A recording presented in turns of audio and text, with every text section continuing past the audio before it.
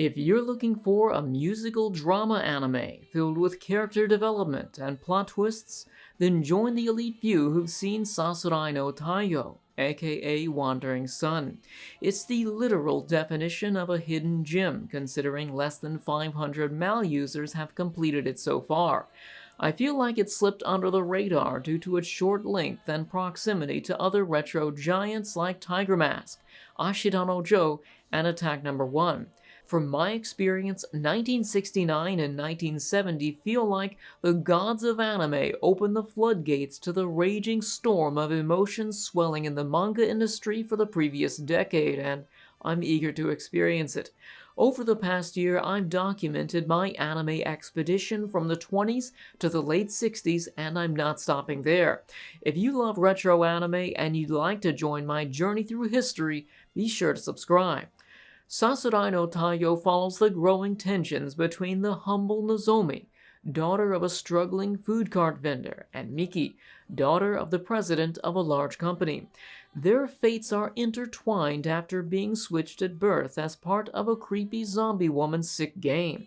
She radiates such Aizen energy that neither of the girls are aware that every aspect of their lives is a part of her plan. For example, in episode 1, Nozomi is fortunate enough to transfer to a more expensive school following the generosity of a mysterious benefactor.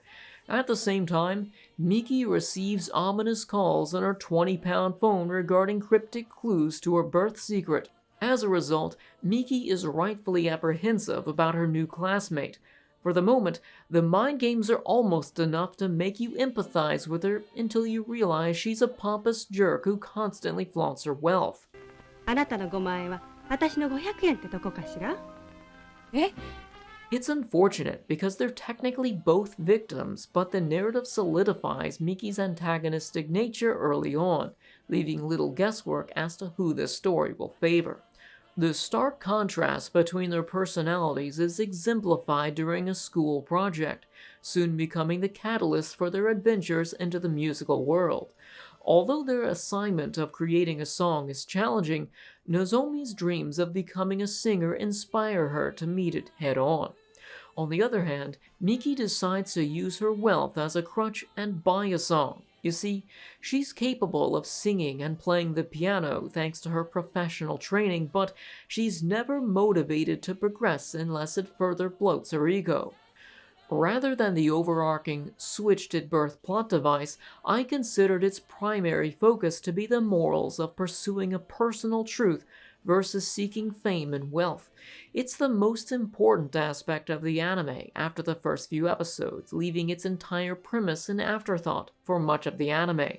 So if it sounds awfully contrived, that's because it is. Still, that shouldn't stop you from experiencing Wandering Sun because there's much to love. In fact, I thoroughly enjoyed Nozomi's development, both as a character and musician. She faces unrelenting hardships and adversity, each bringing their own lessons. Its music is another strong positive, as there's a variety of songs with lyrics conveying our heroine's feelings. 燃えて燃え尽きた今小鳩のようにあなたの Ironically, there's a greater variety of songs here than in Macross 7. Although I love me some mech metal, if I have to hear Planet Dance one more time, my brain will melt until the culture leaks from my ears.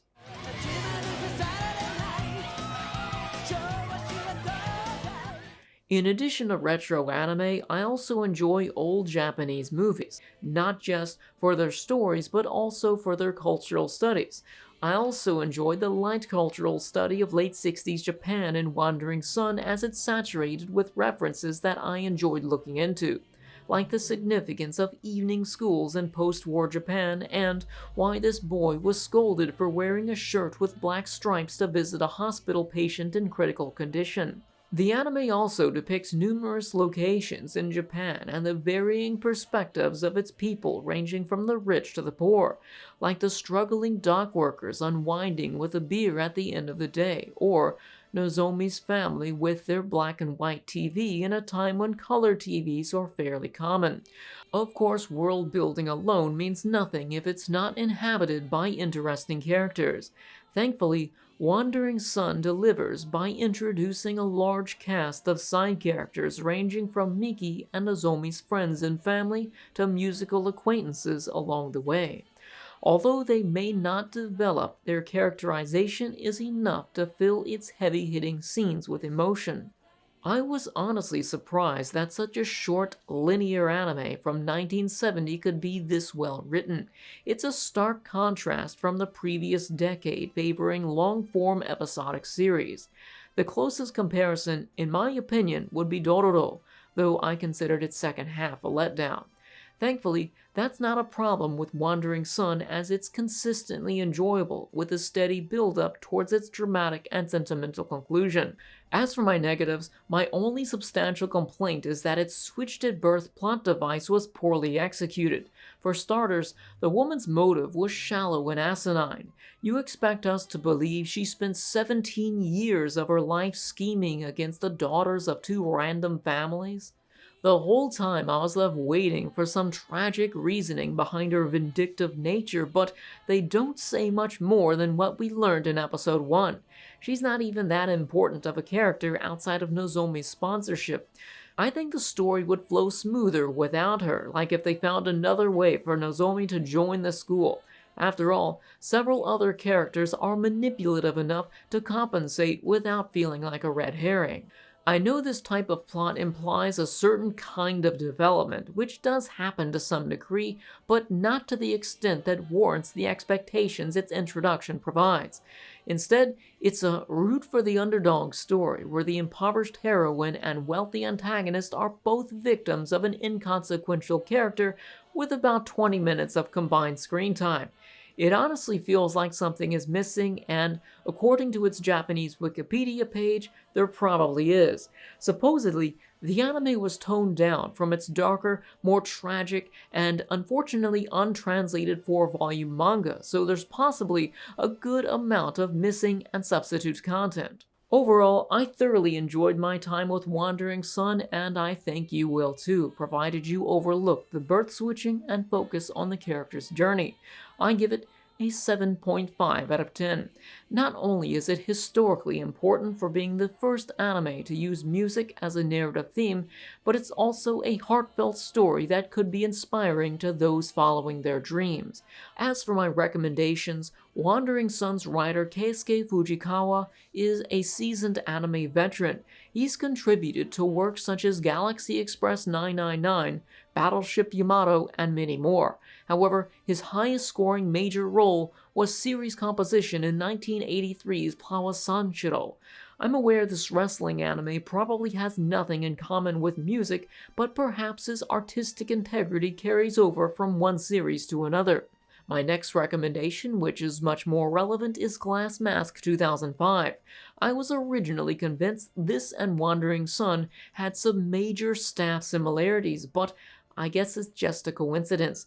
Still, there's a very similar character interaction and development dynamic, except this anime is about theater. Although I enjoyed Glass Mask more, it's not perfect, as you'll see in my review. I still recommend watching Wandering Sun first. Thanks to Nea-chan, patrons listed below, and my Etsy shoppers who buy the patches I make for supporting these videos. If you'd like to support or get connected, check the links in the video description. Thanks for watching. I'll see you soon when I cover every Osamu Tezuka anime short. See you then.